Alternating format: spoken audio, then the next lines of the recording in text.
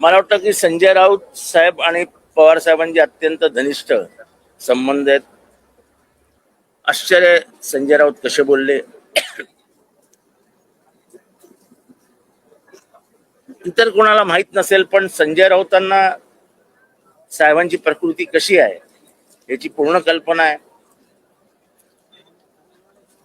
सीमा भाग म्हणजे कर्नाटक आणि महाराष्ट्रामधला बेळगाववरनं झालेला सीमावाद हा मिटवण्यासाठी म्हणून शरद पवार साहेब सीमा भागातील कार्यकर्त्यांच्या आग्रहास्तव मंत्रालय म्हणजे विधिमंडळात आले.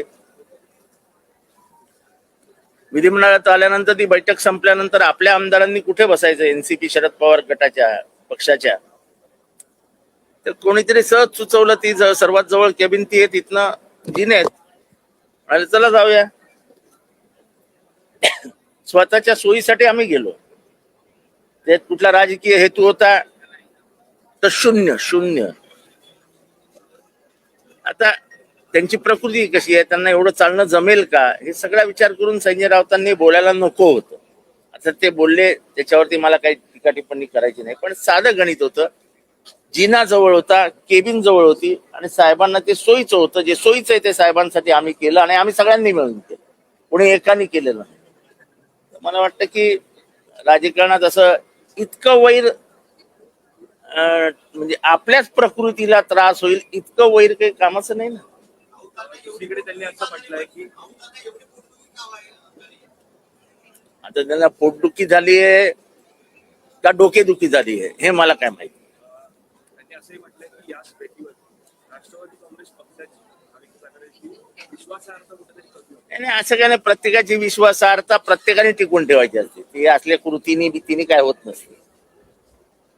आता मला कोणाला वैयक्तिक टीका करायची नाही, पण इथे येऊन कोण मुख्यमंत्र्यांना कोण भेटत तेव्हा मला विश्वासात घेतलं जातं काय, असं काही नसतं. प्रत्येकाचा एक वैयक्तिक राजकीय आणि ह्याच्यात आमचा 1% राजकीय अँगल नव्हता.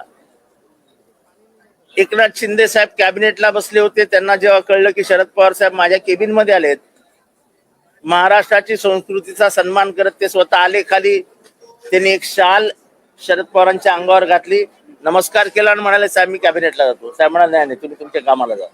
आणि आपल्या गप्पा मारत आम्ही एक 20-25 मिनिटं बसलो, चहा वगैरे पेलो आणि बाहेर आलो. अनेक घटकांनी पथ्य पाहायला पाहिजे. म्हणजे एकंदरीत केवळ एकनाथ शिंदे शरद पवारांची भेट आणि अहो भेट झाली नाही हो. मी आज इथनं जाहीरपणाने सांगतो राऊत साहेबांना, राऊत साहेब 1 मिनिटही भेट झाली नाही. 1 मिनिटही शब्दांची लेनदेन झाली नाही. अजून काय म्हणजे काय. सर एक वेगळा प्रश्न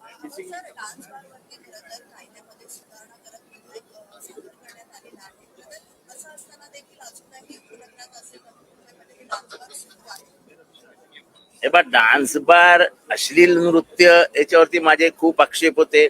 अश्लीलता ही डोळ्यात असते हो. अश्लीलता ही जगाच्या कुठल्याही डिक्शनरीत लिहिलेले नाही. अश्लीलता आणि वासना या दोन्ही डोळ्यात असतात, मनात असतात. तर तुम्हाला काही अश्लील वाटेल मग तुम्ही तमाशा बंद करणार आहात का. अनेकांच्या म्हणजे तथाकथित इथला जो बौद्धिक वर्ग आहे त्यांना वाटतं तमाशा अश्लील आहे. आमच्यासारख्यांना तमाशा ही लोककला वाटते. आणि ओपनली सांगतो मला तमाशा ही लोककला वाटते. आता त्या लोककलेला मारून टाकायची का. विठाबाई नारायणगावकर यांच्यावरती आपण चित्रपट काढतो, डॉक्युमेंटरी काढतो. महाराष्ट्राची संस्कृती आहे. हे काहीतरी आपलं मॉरल पोलिसिंग आणि मग पोलिसांनी मला हे काही मला तरी वैयक्तिक विचारतं मला अजिबात पटत नाही.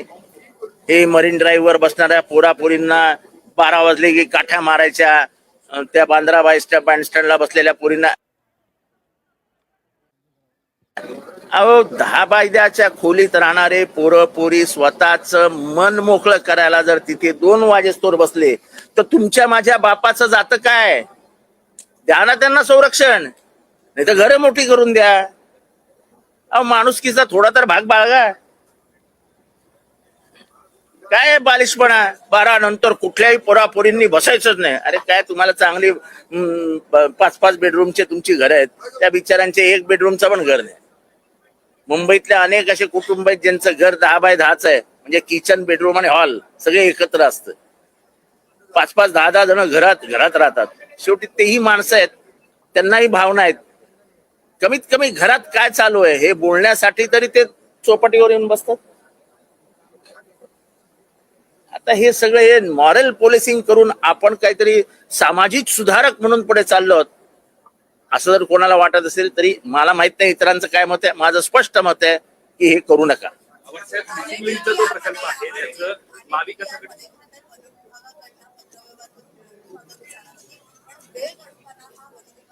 याच्यात वन विभागाचीच चूक आहे. कोर्टात तुम्हालाच जायला पाहिजे होतं. ह्याच्यात पैसे कोणी घेतले, काय घेतले, कसे घेतले याच्याबद्दल मला काय माहित नाही. पण वन विभागाने केलेल्या मस्तीमुळे दुर्लक्ष केलं त्यांनी या केसमध्ये आणि ठाण्याला 2800 कोटी रुपयाला खड्ड्यात टाकलं. अर्थात 2800 कोटी रुपये, 2200 कोटी, 3000 कोटी आता महाराष्ट्राला काही वाटत नाही, महाराष्ट्राच्या जनतेलाही काही वाटत नाही. मी परत एकदा आठवण करून देतो की 1989 साली विश्वनाथ प्रताप सिंग आणि जॉर्ज फर्नांडिस यांनी बोफोर्सच्या खरेदीमध्ये 65 कोटी रुपयाचा भ्रष्टाचार झाला सांगितला आणि राजीव गांधींसारखा पंतप्रधान हा लोकसभेचा निवडणूक हरले. भ्रष्टाचाराचा मुद्दा केला विश्वनाथ प्रताप सिंग आणि जॉर्ज फर्नांडिसनी. 65 कोटी या महाराष्ट्राच्या राजकारणात गेल्या 3 वर्षात कमीत कमी 20,000 कोटी रुपयाचे घोटाळे बाहेर आले. अगदी सुप्रीम कोर्टाने एक 3,000 कोटीचा घोटाळा पकडून दिला. आम्हाला आता त्याच्याशी काही घेणं देणं नाही. आमची टक्केवारी 56% वरती निघून गेली आहे. खुदा भला करे. शेतकरी कर्जमाफी संदर्भात वारंवार आंदोलन आपल्याला होताना दिसत आहे. रविकांत तुपकर यांनी देखील आज विधान भवनाच्या बाहेर आंदोलन केलं. काही आपल्याला काय पडले असं आहे की आम्हाला इतकी मेजॉरिटी मिळालेली आहे की आता तुम्ही आमच्यावर टीका जरी केली तर आम्ही बघून घेऊ असं नाही. म्हणजे मला कळतच नाही महाराष्ट्राच्या राजकारणामध्ये जो एक दुसऱ्याचा सन्मान करायला पाहिजे, जी प्रथा आणि परंपरा महाराष्ट्राने बाळगली आहे ती गेली कुठे? अहो शरद पवारांवरती गोपीनाथ मुंडेंनी काहीही पुरावा नसताना टीका केली. ही टीका त्यांनी संध्याकाळी 7 वाजता केली. रात्री 4 वाजता पवार साहेबांनी बैठक बोलवली पोलिसांची आणि त्यांच्या घरासमोरची सिक्युरिटी ही तिप्पट केली. तेही करू शकत होते, हे सिक्युरिटी काढून टाकाले. इतक्या मोठ्या मनाची माणसं. अहो टीका होणार ना. तुम्ही सत्ताधारी आहात, टीका करणं विरोधकांचं काम आहे. त्यांना समजून सांगणं, ती टीका मोठ्या मनाने स्वीकारणं हे तुमचं काम आहे. महाराष्ट्राच्या राजकारणाची सांस्कृतिक अधोगती होते असं माझं मत आहे. म्हणजे कुणी टीका केली तर बदला घेण्याची प्रवृत्ती वाढते असं तुमचं म्हणणं आहे का? नाही, एवढे वर्ष घेतला जात होता पण आता म्हणजे काय बोलायचं. शेतकरी कर्जमाफी अद्याप पर्यंत झालेली नाहीये. होणारही नाही. सोडून द्या ना, तो विषय सोडून द्या. काय राहिलं. महाविकासाकडे सरकारच्या काळात झालं होतं. आता उद्घाटन झाले मात्र त्याचा खर्च चंद्रयानपेक्षा 12 पट जास्त. ठीक आहे. आता खर्च काय, आता एक प्रोजेक्ट अनाऊन्स होतो 7,000चा आणि जातो 70,000वर. महाराष्ट्राच्या जनतेलाच भ्रष्टाचाराला ते राजमान्यता, लोकमान्यता देत आहेत. तिथे माझ्यासारखा आमदार बोंबलून काय करू शकतो?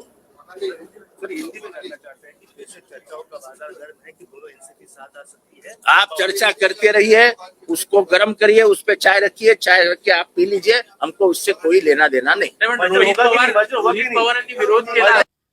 आप लफ्जों में बताया कि ना तो हमको किसी पार्टी से कुछ लेना देना नहीं है, हम अकेले ही है, अकेले ही रहेंगे और अकेले ही लड़ेंगे.